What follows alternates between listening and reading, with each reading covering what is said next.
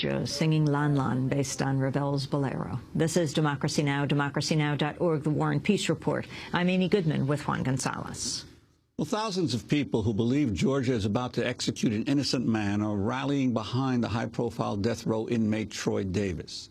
Davis was convicted of the 1989 killing of a Savannah police officer, but has always maintained he did not commit the murder. His case has become a focal point for anti-death penalty activists in the U.S. and abroad, attracting supporters such as Pope Benedict, Archbishop Desmond Tutu, and former U.S. President Jimmy Carter. The Georgia Superior Court has scheduled Davis's execution for next Wednesday, September 21st. Yesterday, supporters delivered a petition containing more than 500,000 signatures to a state parole board in support of clemency for Davis. Troy Davis's older sister, Martina Correa, is one of the staunchest defenders of Troy. Speaking on WSAV TV in Savannah, she reacted to the news of Troy's impending execution. I'm very disappointed in Georgia because there's still doubt, but I'm holding the parole board to their standard that when there's doubt that they won't execute. Troy Davis was convicted in 1989 of killing off-duty white police officer Mark MacPhail. Since then, 7 of the 9 non-police witnesses who fingered Davis have recanted their testimony. There's no physical evidence that ties Davis to the crime scene. With his legal appeals exhausted, the fate of Troy Davis rests largely in the hands of Georgia's Board of Pardons and Parole, which could commute his death sentence and spare his life. The officer's family believes there's no doubt that Troy Davis killed MacPhail, and prosecutors say the right man was convicted. Earlier this month, Democracy Now! Spoke with Benjamin Jealous, President and CEO of the NAACP, a leading organization in the campaign to stop Davis's execution. This is a case that whether you support the death penalty or you oppose it should make you stop dead in your tracks. We hear from death row inmates each year, and it's very rare that we get involved like this, but when you hear that 7 of the 9 people who put him on death row have since recanted, that several more have come forward and say that one of the 2 who have not recanted is the actual killer. And when he has been so consistent in his story again and again, it really gives you chills. You know, I've sat down with folks in Georgia, with the warden, asked them why they won't let Troy speak, why they won't let one of the witnesses who has come forward after the fact, who's behind bars but was 15 at the time, and whose parents wouldn't let him testify at the time, who since come forward to say that this other man is the killer, speak. And what they said back was simply, we don't want to cause any more concern. We don't even want any more stress about this case. Well, you know, there's a couple ways to deal with that. One is to silence Troy, silence the witnesses. The other is to let the truth out and make sure that the right person gets behind bars. And that's really what this is about. You know, at the very end of the day, we want to make sure that the right person is punished for the crime. And Troy, clearly, there's so much evidence of his innocence. There just seems to be no way that the state should be rushing as they are so to put him to death. Well, Ben Jealous, Brenda Forrest, one of the jurors in Troy's original case, told the CNN that she initially didn't have any doubts that he committed the crime. However, Forrest has since changed her mind. If I knew then what I know now, Troy Davis would not be on death row. The verdict would be not guilty. Ben Jealous, have jurors' reassessments factored into Troy's case at all at this point? You know, certainly by us, by the media, I mean, it's part of why there is so much doubt. And really, frankly, I have no doubt. I mean, having dealt with hundreds of death row cases over the past 20 years, I have no doubt that Troy is telling the truth. You know, so many others have come to the same conclusion. But with regard to the Board of Pardons and Parole, we just need them to recognize that there is doubt, that this is an exceptional case, and they should do the exceptional thing and spare his life. And if folks want to do something, they can go to NAACP.org and sign the petition to the board that we're going to bring them later this week, or I guess late next week. I wanted to go to another clip, and this was of Troy himself. This was a clip that was done in 2007. He was interviewed by Naji Mujahideen of DC Radio Co-op, a reporter with Free Speech Radio News. This is Troy Davis in his own words.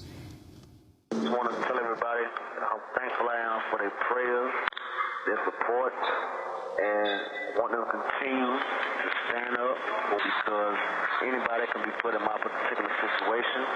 It's time for the young brothers out there in the street to do what's right, to educate themselves and their young brothers and teach them how to turn their life around in the right direction, open up your own businesses, make sure that you got yourself in check so that you will have a better chance in life to survive and won't be a part of the system. It's time for the sisters to embrace their brothers, the ones that are doing wrong, to talk to them, to encourage them to do right. But most of all, it's time for people in general to stand up for everything that they feel is not right and to speak out and let their voice be heard. My situation is a situation that should have never happened. But together, if we pull together as a people, I'll be coming home. And when I come home, we can bring more brothers and sisters out, bring them home, gather together, and as one people, we can make a change in this wicked world. That was Troy Davis in prison on death row. Ben Jealous, this case went to the Supreme Court in 2009. It has been rejected at every level. Can you talk about what activism means at the grassroots level outside of the courts? Sure. Well, quite frankly, it's been activism that has kept Troy alive to this point. The Supreme Court did an extraordinary thing in 2009 and actually, for the first time in more than 50 years, granted an inmate a new hearing of the evidence, even though he had exhausted his appeals. That standard, the burden's still on the inmate. They actually have to prove that they did not do the crime as opposed to the state proving that they did. And the judge in that case said that it was clear that the case against Troy was, had holes in it, was not sound. But he said that he had not met the extraordinary high bar that it is to actually have to prove that you were, when it's reversed, it's just much harder. Right now, people turning out, lifting up their voice, signing the petition at NAACP.org, making sure that the state of Georgia hears from them, especially if you live in Georgia, making sure that your state government understands that you don't want them to kill people when there's this sort of compelling case of their not having done the crime. I mean, for 7 out of 9 people who put him on the road to come forward and say that Troy didn't do it, to recant, and then for more to come forward and say that actually one of the 2 who won't recant is the actual killer, it just doesn't happen every day. And so, again, regardless of whether you're for the death penalty or you oppose it, this is a case to lift up your voice and just simply say, not this time. Not this time. This is too extraordinary. It's too disturbing. There's too much doubt. Don't kill Troy. Well, Ben Jealous, I want to ask you, because the death penalty came up last night at the Republican presidential debate at the Reagan Library. Brian Williams posed a question about it to Texas Governor Rick Perry. Your state has executed 234 death row inmates, more than any other governor in modern times. Have you struggled to sleep at night with the idea that any one of those might have been innocent?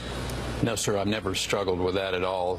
The state of Texas has a very thoughtful, a very clear process in place of which, when someone commits the most heinous of crimes against our citizens, you kill one of our children, you kill a police officer, you are involved with another crime and you kill one of our citizens, you will face the ultimate justice in the state of Texas, and that is you will be executed.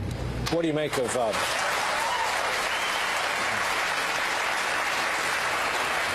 what do you make of that dynamic just happened here? The mention of the execution of 234 people drew applause. I think Americans understand justice. I think Americans are clearly, in the vast majority of cases, supportive of capital punishment when you have committed heinous crimes against our citizens, and it's a state-by-state issue, but in the state of Texas, our citizens have made that decision, and they made it clear, and they don't want you to commit those crimes against our citizens, and if you do, you will face the ultimate justice. Ben Jealous, your reaction to not only Governor Perry's remarks, but the applause, which I think was the strongest applause on the mention of how many people Texas had executed. You know, the death penalty has long been a pillar of a certain type of politic in this country. The last live execution, you know, visible to the public was in Owensboro, Kentucky. It attracted, I believe, 36,000 people. And so it's a sort of populism. But the reality is that with regards to this case in Georgia, you know, his words were very important. He said, if you kill somebody, the problem with Troy Davis is that now 7 of the 9 people whose testimony was the only thing that put him on death row say he didn't kill anybody. The jurors say they would not have voted to kill him today if they knew what they knew now. Then they wouldn't have done it. The prosecutor has come forward and said that he has concerns. You know, the judge in the last hearing said the case against Troy was not ironclad. So, you know, in a way, Governor Perry makes the argument for why this case should not result in somebody being put to death. We don't know that Troy Davis killed anybody. In fact, the preponderance of the evidence suggests that he is absolutely innocent of this crime. That was Ben Jealous, President and CEO of the NAACP, one of the leading organizations in the campaign to stop the execution of Troy Davis, scheduled for the 21st of September.